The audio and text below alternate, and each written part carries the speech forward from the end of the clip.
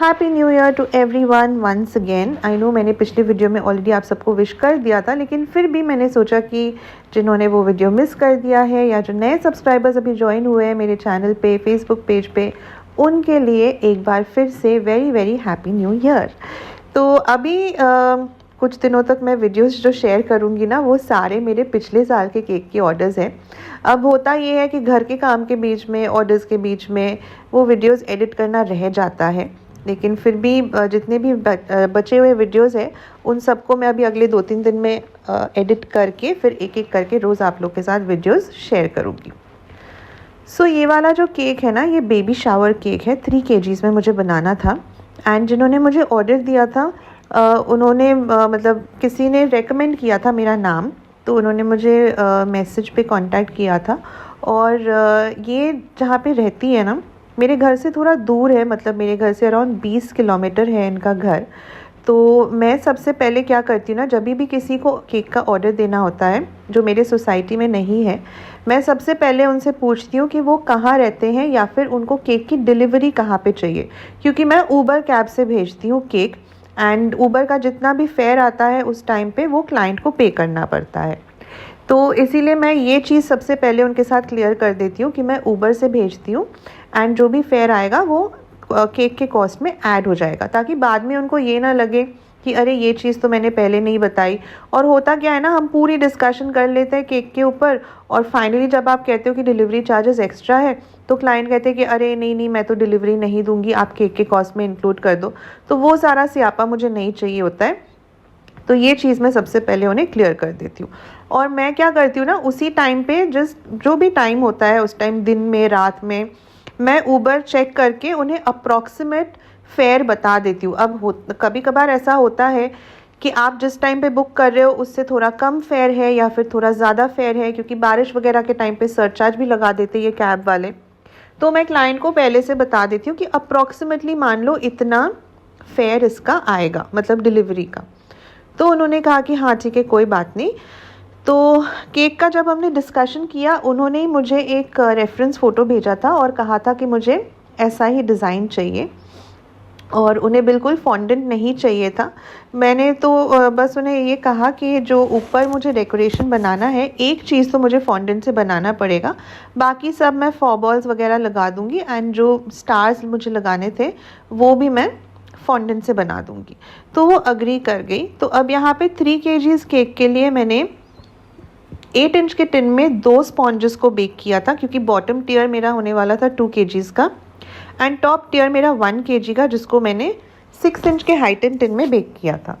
और क्योंकि ये 3 kgs का केक है, इसीलिए मैंने यहाँ पे 12 इंच का ड्रम बोर्ड लिया है।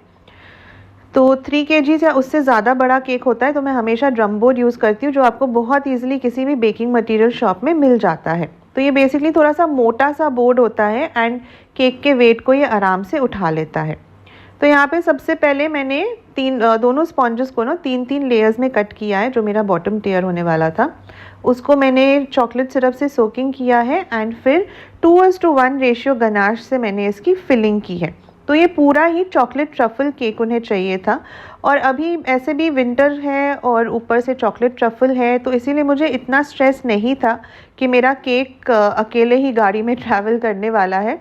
मुझे इतना तो कॉन्फिडेंस था कि केक सही सलामत पहुंच जाएगा अगर मैंने इसको प्रॉपर्ली स्ट्रक्चर दिया तो यहाँ पे मैं रात को केक बना रही थी, क्योंकि अगले दिन सुबह 11 बजे तक क्लाइंट को केक चाहिए था, विच मीन्स मुझे 10-10:15 तक ये केक डिस्पैच करना था, ताकि टाइम पे उनके पास ये केक पहुँच जाए।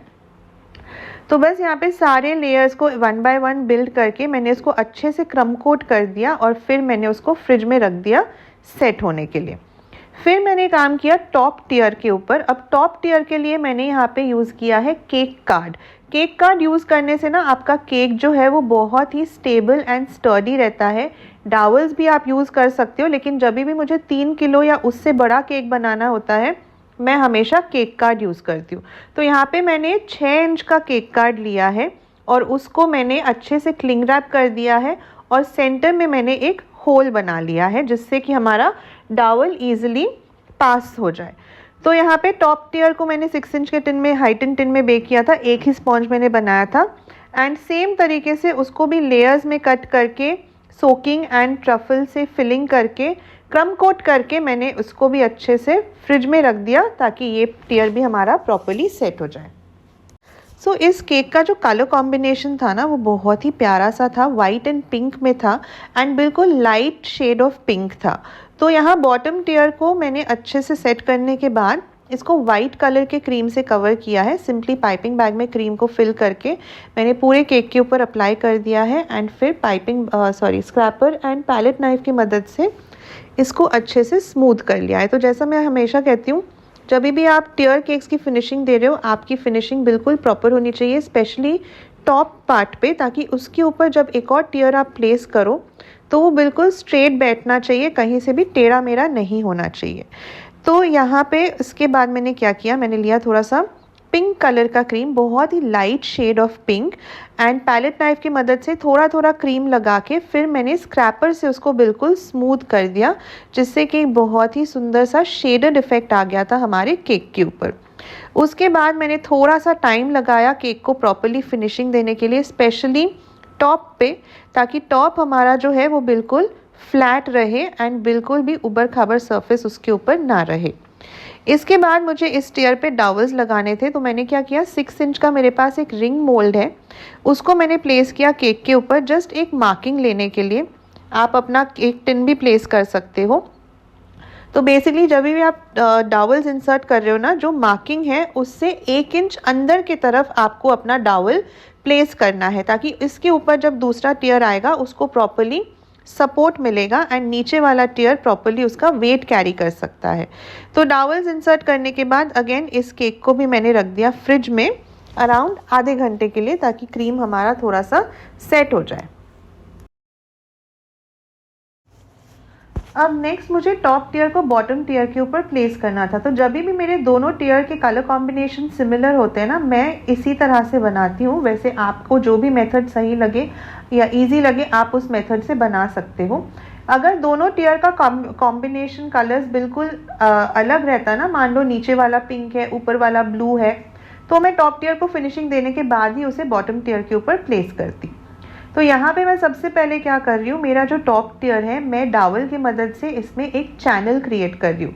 क्योंकि कभी कभार होता क्या है ना, जब बॉटम टियर के ऊपर डावल रख के आप ऊपर से टॉप टियर को प्लेस करने की कोशिश करते हो, डावल कभी कभार हमारा टेढ़ा इंसर्ट होता है, जिससे कि केक का बैलेंस बिगड़ सकता है। तो मैं हमेशा प्रेफर करती हूँ कि मैं एक चैनल पहले क्रिएट कर लूँ, ताकि बॉटम टियर के ऊपर टॉप टियर को प्लेस करने में मुझे आसानी हो। तो ये चैनल क्रिएट करने के बाद उसी सेम डावल को मैंने बॉटम टियर के बिल्कुल सेंटर में रखा एंड ऊपर से धीरे से मैंने टॉप टियर को प्लेस कर दिया, और जितना एक्स्ट्रा डावल ऊपर से निकला हुआ था उसे मैंने कट कर दिया। अब यहाँ पे मुझे पिंक एंड वाइट का ही कॉम्बिनेशन देना था, लेकिन नीचे पिंक एंड ऊपर वाइट रखना था। एक्चुअली मैंने पूरा वाइट नहीं रखा था क्रीम को, मैंने हल्का सा इसको ऑफ वाइट कलर रखा था। तो पाइपिंग बैग की मदद से पहले नीचे पिंक क्रीम एंड उसके ऊपर ऑफ वाइट क्रीम लगाने के बाद अब मैं इसको फिनिशिंग दे रही हूँ। बहुत ज़्यादा डिफ़िकल्ट नहीं होता है इस तरह से फिनिशिंग देने में, लेकिन कभी कभार लोगों को दिक्कत आती है कि बॉटम टियर उनका बिगड़ जाता है। तो इसीलिए मैं कह रही हूँ, जो भी मेथड आपको सही लगे आप उस तरह से अपना केक बना सकते हो।